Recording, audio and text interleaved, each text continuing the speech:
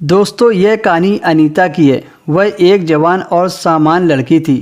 दोस्तों यह कहानी 5 साल पहले की है, जो उसकी और उसके मामा की बीच की है। वह गांव में अपने माँ बाप के साथ रहती थी। 12वीं तक की पढ़ाई उसने अपने गांव में ही पूरी की थी। अनीता को आगे पढ़ने का बहुत मन था, पर उसके गांव में 12वीं के बाद तो कोई कॉलेज ही नहीं था। इस वजह से अनीता ने आगे की पढ़ाई करने के लिए अपने मामा के घर जाने की सोची। उसके मामा और मामी दोनों टीचर हैं।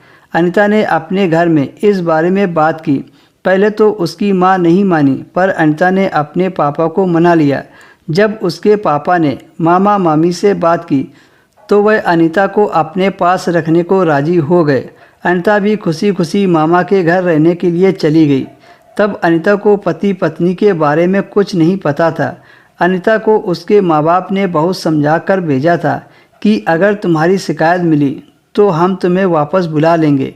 अनीता को तो बस पढ़ाई पर ध्यान देना था, तो उसने भी हाँ कर दी कि मैं आपको शिकायत का मौका नहीं दूंगी। शहर आकर उसके मामा ने एक अच्छे कॉलेज में एडमिशन करा दिया। अब अनीता का रोज़ का नियम हो गया था। वह सुबह उठकर तैयार होती और कॉलेज चली जाती। शाम को घर आती थी, फिर खाना पीना खाकर पढ़ने के लिए बैठ जाती थी और मामी के कामों में थोड़ा हाथ बताती थी। फिर रात का खाना खाकर थोड़ी देर पढ़ाई करती और फिर सो जाती थी। कुछ महीने तो ठीक ठाक गुजरे और मामा मामी से वह जल्द घुल मिल गई थी।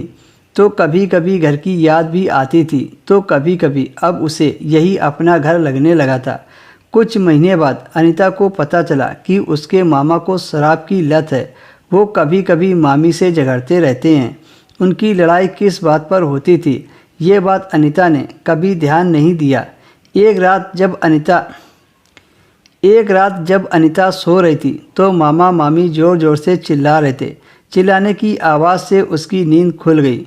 जब आवाज़ कुछ ज़्यादा ही आने लगी तो अनीता उठकर कमरे की तरफ गई। तो उस वक्त जो अनीता ने देखा, उसे देखकर वह शर्मा गई, क्योंकि उसके मामा बिना कपड़ों के खड़े थे और मामी से कह रहे थे कि आज मेरी इच्छा पूरी कर दे। यह नज़ारा देखकर उसे अजीब सा होने लगा और फिर वह वहाँ से वापस अपने कमरे में आ गई। इस तरह का नज़ारा देखना अनीता के जीवन का यह पहला अनुभव था जो उसके मामा मामी ने दिया था। अब तो जब भी अनीता को मौका मिलता तो वह मामा मामी को देखने उनके कमरे में चली जाती।